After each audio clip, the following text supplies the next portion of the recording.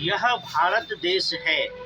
इस भारत देश में नेहा सिंह राठौर जैसी महिलाएं जो फर्जी गानों और कविताओं के माध्यम से हमेशा एक तरफा बीजेपी के नेताओं को, मोदी को और बीजेपी कार्यकर्ताओं को अनाप शनाप बोलती रहती है, उस पर कोई कार्रवाई नहीं होता है। MK स्टालिन जैसे लोग जो सनातन हिंदू धर्म को मलेरिया बोलता है, उस पर कोई कार्रवाई नहीं होता है। लालू यादव जैसे लोग जो अरबों खरबों का घोटाला भ्रष्टाचार करके बैठे हुए हैं और वह लोग जब कुंभ को फालतू बोलते हैं, उस पर कोई कार्रवाई नहीं होती है। कुणाल कामरा जैसे लोग जो सीधे सीधे माता सीता को अपमानित करते हैं, अपशब्द बोलते हैं, तो उस पर कोई कार्रवाई नहीं होती है।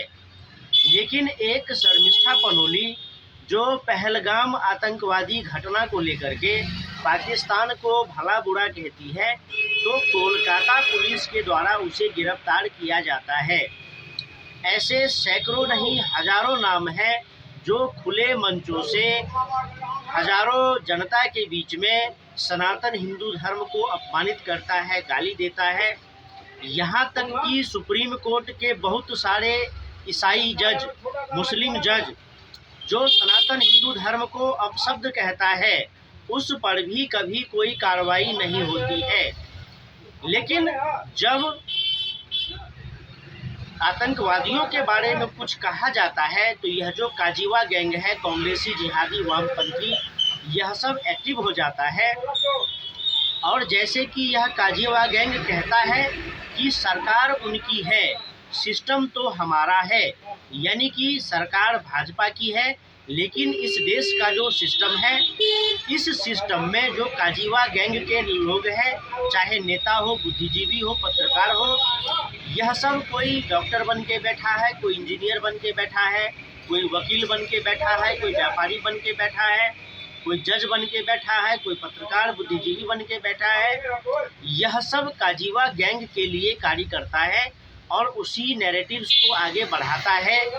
इसमें भाजपा भी अपने कार्यकर्ताओं का बचाव नहीं कर पाती है और देख रहे हैं देश में कि काजीवा गैंग का कितना बड़ा असर है, जो सुप्रीम कोर्ट भी झुकता है, संविधान भी झुकता है, न्याय तंत्र भी झुकता है भारत देश का।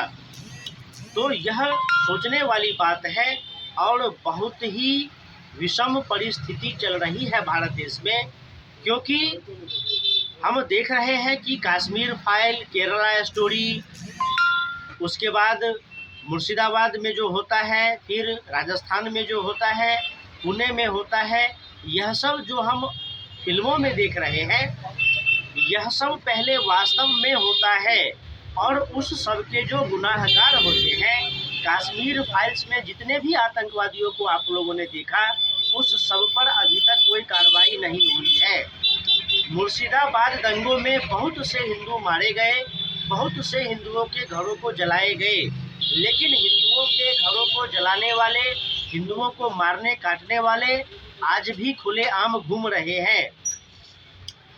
और देखिए कि एक 19-20 वर्ष की लड़की और उसको गिरफ्तार कर लिया जाता है।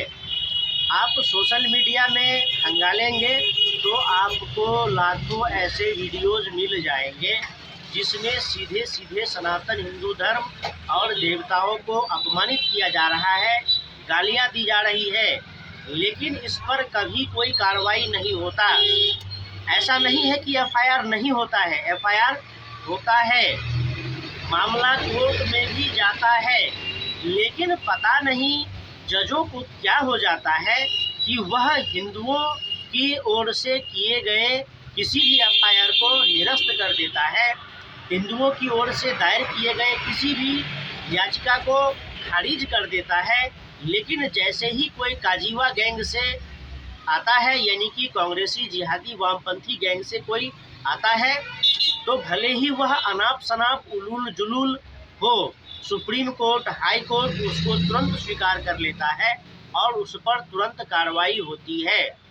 तो आज जो भारत का कहते हैं, आज जो कहा जा रहा है कि सरकार किसी की भी हो, सिस्टम तो हमारा है, तो यह काजीवा गैंग जो सिस्टम में आकर के बैठ गया है, उस पर कब्जा जमा लिया है, तो आज हिंदुओं को हर उस चीज के विरोध में आवाज उठाने चाहिए जो सिस्टम को खोखला कर रहा है भीतर से, जो सिस्टम को अपने कब्जे में ले रखा है, न सरकार को काम करने देता है और न ही देश की जनता को सही आवाज़ उठाने के लिए कोई मौका छोड़ता है। आप देख सकते हैं कि जो भी सनातन के विरोध में है, भारत राष्ट्र के विरोध में है, जो भाजपा मोदी के विरोध में है, उनके लिए तो बहुत अच्छा है। उन पर जब कोई कार्रवाई की जाती है तो हल्ला मच जाता है कि भारत देश में मानवाधिकार नाम की कोई चीज़ नहीं है, भारत देश में अभिव्यक्ति की आज़ादी को दबाया जा रहा है।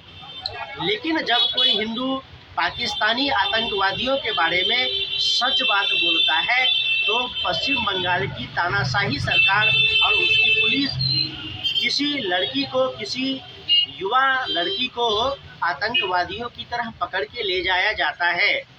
अब समझा जा सकता है कि जब कोई पुलिस हरियाणा, दिल्ली जैसे राज्यों में छापामारी करके शर्मिष्ठा अमूली को पकड़ के ले जाती है, हरियाणा में भाजपा का सरकार है, दिल्ली में भाजपा का सरकार है, वहाँ के गवर्नर हैं, लेकिन एक बहादुर लड़की जो सनातन धर्म के लिए अपनी जान को दांव पर लगाए हुए है, उसके लिए कोई भी सरकारें कुछ नहीं कर पाती है। और आप लोगों को पता है कि किस प्रकार की तानाशाही सरकार है पश्चिम बंगाल में। तो अब तो शर्मिष्ठा मुखर्जी के साथ क्या किया जाएगा थाने में, क्या किया जाएगा जेल में, यह तो कहना मुश्किल है। लेकिन भगवान शर्मिष्ठा मुखर्जी को सकुशल सुरक्षित जेल से बाहर निकलने में मदद करे, वह सही सकुशल वापस आ जाए तो भगवान का बहुत बड़ा कृपा होगा। नहीं तो जो तानाशाही सरकार है, जो आतंकवादियों का समर्थक सरकार है पश्चिम बंगाल में, कुछ नहीं कहा जा सकता है।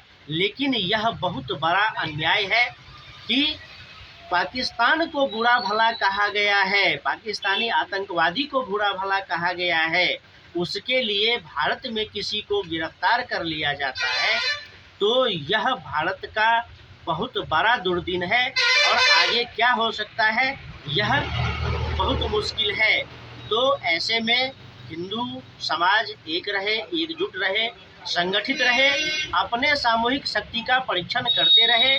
वामपंथी जलते रहेंगे, आपको गरियाते रहेंगे, कांग्रेसी जलते रहेंगे, आपको गरियाते रहेंगे, आप में कमियां खोजते रहेंगे, जिहादी आपसे जलते रहेंगे, गरियाते रहेंगे। लेकिन अगर भारत राष्ट्र को बचाना है, सनातन हिंदू धर्म को बचाना है, तो बिल्कुल शर्मिष्ठा पनोली की तरह आपको मैदान में डटे रहना होगा। आपको अपने जीवन से खेलना होगा, अपने जान से खेलना होगा, क्योंकि फर्स्ट लाइन वॉरियर, जो फर्स्ट लाइन वॉरियर है, जो हमारे देश की सीमा पर लड़ रहे हैं, जो हमारे राष्ट्र और धर्म की रक्षा कर रहे हैं, तो अवश्य ही सेकेंड लाइन वॉरियर हम हिंदू हैं, जो इस देश में अपने सनातन हिंदू धर्म और भारत राष्ट्र की रक्षा के लिए आवाज़ उठाते हैं। इसके लिए हम किसी भी काजीवा गैंग से लड़ने के लिए तैयार हैं।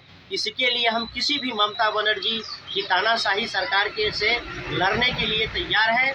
बस हम हिंदुओं को एकजुट रहना है, और कोई भी हमारा साथी कहीं मुश्किल में है तो हमें उसके सहयोग और समर्थन के लिए प्रयास करने चाहिए, आवाज़ उठाने चाहिए, क्योंकि यह नया भारत नहीं है। यह कल को 17वीं शताब्दी में आया कार्ल मार्क्स और लेनिन के बपौती संपत्ति नहीं है। यह 700वीं शताब्दी में आया किसी पैगंबर मोहम्मद का बपौती संपत्ति नहीं है। यह 18वीं शताब्दी में भारत में आया किसी ईसाइयों का, किसी जीसस का बपौती संपत्ति नहीं है।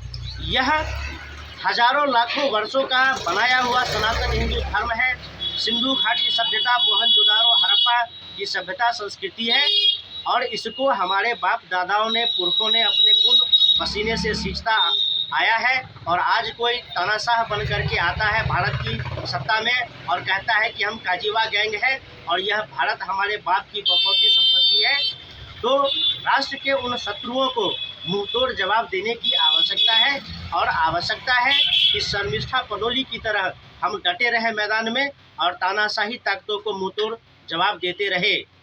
हिंदू आज शोषित है, प्रताड़ित है, लेकिन कोई स्वयं को शोषित और प्रताड़ित होने का ढोंग रच करके आता है और हिंदुओं को प्रताड़ित करता है।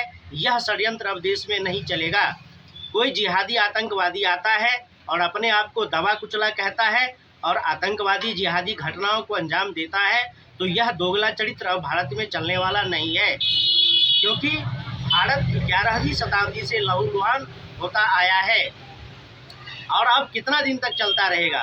पाकिस्तान को मुंहतोड़ जवाब दिया गया है, लेकिन जो भारत में छुपे हुए देशद्रोही गद्दार हैं उसको भारत के अंदर भी मुंहतोड़ जवाब दिया जाएगा और भारत के बाहर भी मुंहतोड़ जवाब दिया जाएगा। चाहे नैरेटिव की बार हो, चाहे वोट बैंक की बार हो, चाहे तुष्टीकरण की बार हो, चाहे किसी भी प्रकार की वार हो, हम सभी सनातनी हिंदू मिल करके मैदान में डटे रहेंगे और सनातन के भारत राष्ट्र के शत्रुओं को मुंहतोड़ जवाब देते रहेंगे। जवाब देना ही पड़ेगा। अगर जवाब नहीं देंगे तो यह जो काजीवा गैंग है हमारे सर पर चढ़ कर के नंगा नाच करेगा और फिर हमारे सनातन हिंदू धर्म को तोड़ेगा, भारत राष्ट्र को तोड़ेगा। तो फिर मिलेंगे अगले वीडियो में। नमस्कार।